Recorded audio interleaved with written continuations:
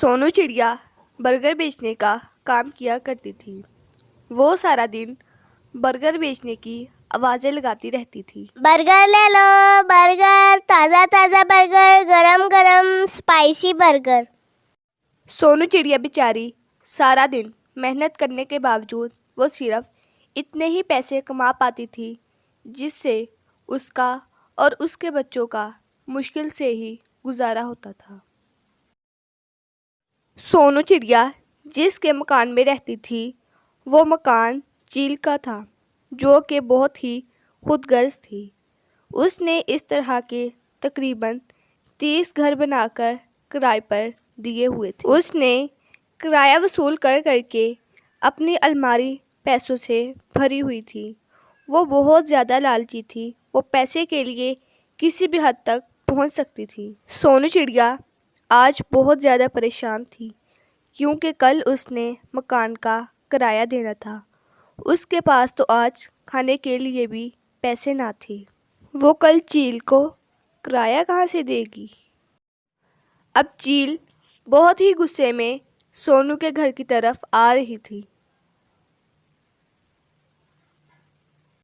वो उसका दरवाज़ा खटखटाने लगती है। सोनू, बाहर निकल, किराया देने की वजह से चुप रही है। आज आखिरी तारीख है। सोनू, मैं तुम्हें पहले ही बता रही हूँ, आज कोई कहानी मत खोल लेना। मैं तुम्हारी कोई कहानी नहीं सुनूंगी। मुझे सिर्फ किराया चाहिए। तुम हर दफा मेरे बहुत चक्कर लगवाती हो। मुझे अभी और इसी वक्त किराया चाहिए। देख चील बहन, मैंने ना तो पहले कभी कहानी सुनाई है और ना ही आज सुना रही हूँ। मेरा कारोबार ठीक नहीं चल रहा है। जैसे ही मेरा कारोबार ठीक होगा, मैं सबसे पहले तुम्हारे पैसे दूंगी। क्या तुमने मुझे पागल समझ रखा है? मैंने तुमसे थोड़ी ना पैसे लेने होते हैं।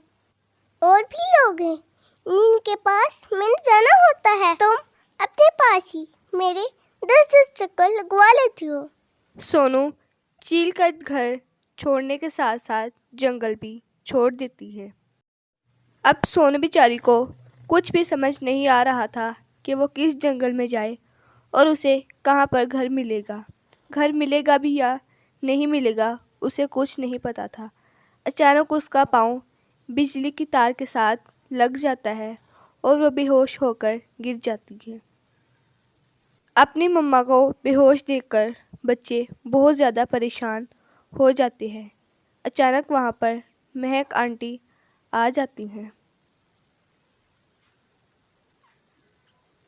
बेटा, क्या हुआ? कौन है ये? नीलो चिड़िया जल्दी से जवाब देती है। ये मेरी मम्मा है। देखिए ना आप, इन्हें क्या हुआ है? महक आंटी सोनू चिड़िया के ऊपर पानी डाल देती है और सोनू चिड़िया देखते ही देखते होश में आ जाती हैं। सोनू, मैं तुम्हारी और तुम्हारी बच्चियों की बहुत मदद कर सकती हूँ। मैं इस घर में अकेली रहती हूँ। अगर तुम चाहती हो तो इस घर में रह सकती हो। मैं तुम्हारे बच्चियों को पढ़ाऊंगी और आला नौकरियों पर भी लगवाऊंगी। अब नीलो को तालीम हासिल करने के लिए बुलबुल के जंगल में भेज दिया जाता है। जैसा कि गुलाबों को टीचर बनने का बहुत ज़्यादा शौक़ होता है, वो टीचिंग का कोर्स करने के लिए चली जाती है। अब देखते ही देखते बहुत सा वक्त गुजर जाता है। नीलो बहुत कामयाब डॉक्टर बन गई थी और गुलाबो एक बहुत अच्छी टीचर बन चुकी थी और सोनू भी बूढ़ी हो चुकी थी। अब एक एक करके नीलो के मैनेजर बंटी ने चील से सारे मकान खरीद लिए थे। अब चील के पास अपना कोई भी घर नहीं था और उसने नीलो से एक घर किराए पर लिया था। चील के घर का किराया अब 2-3 माह का हो चुका था। वो बहुत ज़्यादा बीमार थी जिसकी वजह से वो काम भी कर नहीं पाती थी। अब वो परेशान थी कि अगर उसने किराया ना दिया तो उसका घर उसके हाथ से चला जाएगा। अब नीलो किराया लेने के लिए पहुंच जाती है। बेटा, तुम मुझे अच्छे माँ बाप की पढ़ी लिखी हुई औलाद लगती हो। मेहरबानी करके मेरी बात को समझो। मुझसे इस दफ़ा का किराया नहीं दे सकता। तुम अपनी माँ से मुझे मिलवाओ। मैं इनकी मिन्नत करूँगी। मुझे उम्मीद है कि वो मेरी बात मान जाएंगी। नीलो चिड़िया सारी बात आकर अपनी माँ को बता देती है। वो बताती है कि ये वही चिड़िया है जिसने हमें अपने घर से निकाला था और बदला लेना तो सोनू की फितरत में लिखा ही नहीं था। सोनू अपनी बेटी से कहती है, नीलो, अभी तुम्हारे पास कितने पैसे हैं? माँ, अभी तो सिर्फ मेरे पास लगता है 20 या 25 हज़ार होगा। तुम्हारे पास जितने भी पैसे हैं वो सब अपनी आंटी को दे आओ। वो बीमार है, वो अपने घर में राशन दिलवा लेंगी। और रही बात किराए की, तुम इससे बात मत करना, मैं वो खुद ही ले लूँगी। अब नीलो ने अपनी माँ की बातों पर अमल किया और उसने चील को कुछ पैसे दिए और राशन दे दिया। चील ने नीलो का तहे दिल से शुक्रिया अदा किया और वो बहुत खुश नज़र आ रही थी।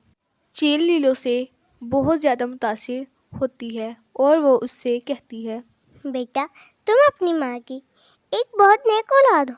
अगली दफ़ा जब भी आओ तो अपनी माँ को साथ लेकर आना। तो नीलो उसे सर हिलाकर हाँ बोल देती है। अब ऐसे ही 1 साल गुजर जाता है। हर माह कोई ना कोई उसे राशन देकर और कुछ पैसे देकर चला जाता था। वो इस परिंदे को देखने के लिए बहुत बेचैन थी कि कौन सा ऐसा परिंदा है जो मुझे पैसे भी दे जाता है, राशन भी दे जाता है और मुझे किराए का भी नहीं पूछता। अब भी वो ये सब कुछ सोच ही रही थी कि अचानक दरवाजे पर दस्तक होती है और वह दरवाजे पर देखने चली जाती है।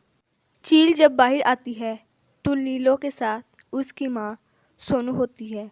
चील उसे देखकर फ़ौरन पहचान जाती है कि कैसे उसने 10 साल पहले सोनू को ज़लीलो रुसवा करके इस जंगल से निकाल दिया था।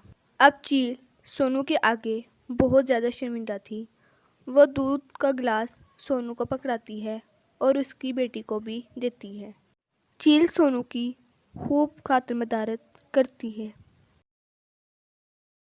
सोनू, मैं बहुत कम वक्त थी जो मैंने तुम्हारे साथ ऐसा किया। मुझे तुम्हारे साथ ऐसा नहीं करना चाहिए था। आज मुझे पता चल गया है कि एहसास ही दुनिया में सब कुछ होता है। मैं बहुत खुश नसीब हूँ कि मुझे तुम्हारे जैसी एहसास करने वाली मिली। अब सोनू चिड़िया और उसकी बेटी चील को माफ़ कर देती है और वो सब हंसी खुशी अपनी ज़िंदगी गुजारने लगते हैं।